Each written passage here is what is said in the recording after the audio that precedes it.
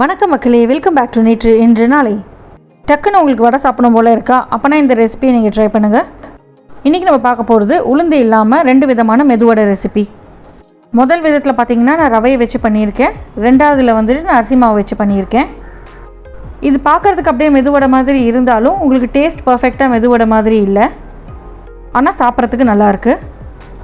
ரெண்டுமே வெளியில் நல்லா கிறிஸ்பியாக இருக்குது, உள்ளே நல்லா சாஃப்டாக இருக்குது. ரவையில் பண்ண வடை பார்த்திங்கன்னா உள்ளே நல்லா திக்காக அடர்த்தியாக இருந்தது. இதே அரிசி மாவில் பண்ணது நல்லா சாஃப்டாக இருந்தது.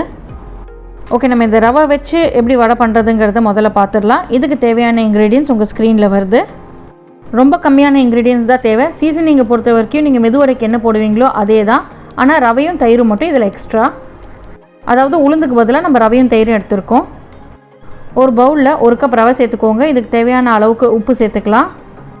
இது கூடவே ஒரு பச்சை மிளகாயை நான் நல்லா ரவுண்டாக கட் பண்ணி சேர்த்துருக்கேன். உங்களுக்கு வேணுன்னா நீங்கள் பொடி பொடியாக கூட சாப் பண்ணி சேர்த்துக்கலாம். வாசனைக்கு 1/2 டீஸ்பூன் ஜீரகம், அப்புறம் கொஞ்சமாக பொடி பொடியாக நறுக்கின கருவேப்பிலை, அதுக்கப்புறம் 1 டீஸ்பூன் அளவுக்கு பொடி பொடியாக நறுக்கின இஞ்சி சேர்த்துக்கலாம்.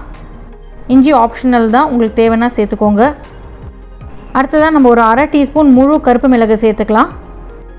பொடி பொடியாக நறுக்கின கொத்தமல்லி இலைகள் சேர்த்துக்கலாம்.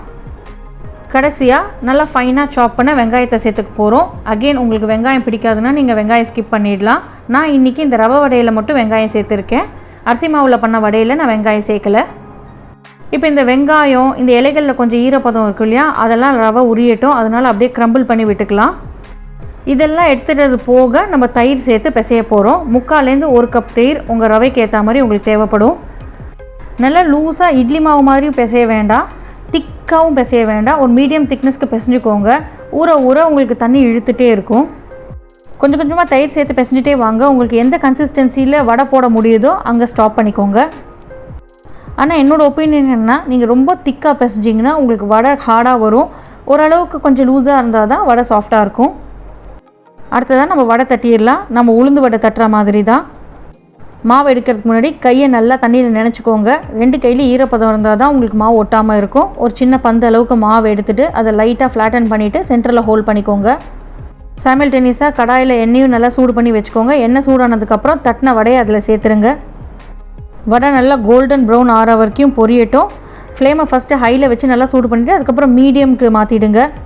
2 பக்கமும் நல்லா திருப்பி விட்டு கோல்டன் ப்ரௌன் வர வரைக்கும் பொரிச்சு எடுத்துக்கோங்க. கோல்டன் ப்ரௌன் ஆனதுக்கப்புறம் டிஷ்யூ பேப்பரில் எக்ஸஸ் ஆயிலை ட்ரெயின் பண்ணிவிடுங்க. வடையை போடுறதுக்கு முன்னாடி எண்ணெய் சூடாக இருக்கா இல்லையான்னு கொஞ்சமாக மாவு போட்டு செக் பண்ணிக்கோங்க. ரவை வடை பார்த்திங்கன்னா ரொம்ப எண்ணெய் குடிக்கலை. அதே சமயம் நல்லா நீங்கள் 3-4 வடை போட்டாலும் அது ஒட்டாமல் அழகாக வந்தது. ஹேண்டில் பண்ணுறதுக்கு ரொம்பவே ஈஸியாக இருந்தது. அடுத்ததான் நம்ம அரிசி மாவை வச்சுட்டு மெதுவடை மாதிரி எப்படி பண்ணலாங்கிறத பார்த்துடலாம். இதுக்கு தேவையான இன்க்ரீடியன்ஸ் உங்கள் ஸ்க்ரீன்லேயே வருது. சீசனிங்கில் அதே தான், அரிசி மாவும் தயிரும் தான் எக்ஸ்ட்ரா. ஆனால் இதை அப்படியே பிசைஞ்சு போட முடியாது. அதுக்கு முன்னாடி நம்ம இதை குக் பண்ணணும். அதனால் ஒரு பவுலில் 3/4 கப் தயிர் எடுத்துக்கலாம். தயிரை நல்லா க்ரீமியாக வர வரைக்கும் அடிச்சுக்கோங்க. கூடவே ஒரு 2 கப் தண்ணி சேர்த்துட்டு நல்லா தின் பண்ணிக்கோங்க. இப்போ இந்த அடித்த தயிரில் 1 கப் அரிசி மாவு சேர்த்துட்டு நல்லா உருண்டைகள் இல்லாதபடி நம்ம விஸ்க் பண்ணிக்கலாம். ரொம்ப திக்காக இருந்ததுன்னா கொஞ்சம் தண்ணி எக்ஸ்ட்ராவாக சேர்த்துக்கோங்க. ஆனால் கட்டி உருண்டைகள் இருக்கக்கூடாது, ஸ்மூத் அண்ட் க்ரீமி மிக்சராக இருக்கணும். இப்போ இந்த அடித்த மாவில் நம்ம சீசனிங்லாம் சேர்த்துக்கலாம். முதல்ல 1/2 டீஸ்பூன் ஜீரகம் சேர்த்துக்கிறேன். அடுத்ததாக ஒரு 1/2 டீஸ்பூன் பொடி பொடியாக நறுக்கின இஞ்சி சேர்த்துக்கலாம். இது கூடவே நான் 1 பச்சை மிளகாயை ரவுண்டாக கட் பண்ணி சேர்த்துருக்கேன். குழந்தைங்க இருக்கிறதுனால நான் ரவுண்டாக கட் பண்ணியிருக்கேன். பெரியவங்கன்னா நீங்கள் பொடி பொடியாக சாப் பண்ணி கூட சேர்க்கலாம். அப்புறம் வாசனைக்கு கொஞ்சமாக கருவேப்பிலை, இந்த மாவுக்கு தேவையான அளவுக்கு உப்பையும் சேர்த்துக்கலாம். எல்லாத்தையும் சேர்த்துட்டு நல்லா கலந்து விட்டுருங்க. கலந்துட்டு கடைசியாக நம்ம முழு மிளகு சேர்த்துக்கலாம். இப்போ எல்லாத்தையும் சேர்த்து நல்லா விஸ்க் பண்ணிவிடுங்க.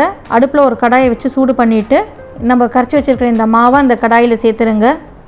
கடாயில் எந்த எண்ணெயும் சேர்க்க வேண்டாம், டைரெக்டாகவே நீங்கள் அடித்து வச்சுருக்க இந்த மாவை சேர்த்துக்கலாம். அப்படியே கை விடாமல் கலரிட்டே இருந்தீங்கன்னா உங்களுக்கு ஒரு பந்து மாதிரி வரும்.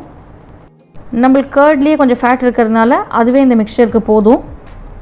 திக்காக ஒட்டாமல் ஒரு மாவு பதத்துக்கு வரும், அதாவது பந்து மாதிரி இருக்கும். அது வரைக்கும் இந்த மாதிரி பொறுமையாக கலரிட்டே இருங்க. கிட்டத்தட்ட மோர்களி மாதிரி தான் இது நீங்கள் கலரி எடுக்கணும். நல்லா திக்காக ஒட்டாமல் வரும்போது அடுப்பை ஆஃப் பண்ணி ஆற விட்டுருங்க. ஆற இது இன்னும் நல்லா திக்காகிடும். அடுப்பை ஆஃப் பண்ணிவிட்டு இதில் நம்ம கொத்தமல்லி இலைகள் சேர்த்து மிக்ஸ் பண்ணி விட்டுக்கலாம்.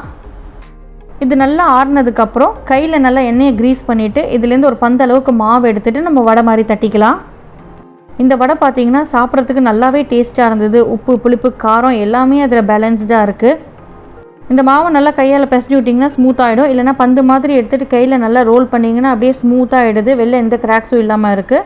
அதை ஃப்ளாட்டன் பண்ணிவிட்டு நம்ம சென்டரில் ஹோல்ட் பண்ணிவிட்டு எண்ணெயில் போட்டு பொரிச்சு எடுத்துக்கலாம். இந்த மாதிரி இந்த மாவுலேருந்து ஒரு பந்தாக எடுத்து நம்ம வடை மாதிரி தட்டி ரெடி பண்ணி வச்சுட்டு அதுக்கப்புறம் பொரிச்சு எடுத்துக்கலாம். இந்த வடை பார்த்திங்கன்னா கொஞ்சம் ஹேண்டில் பண்ணுறதுக்கு கஷ்டம்தான்.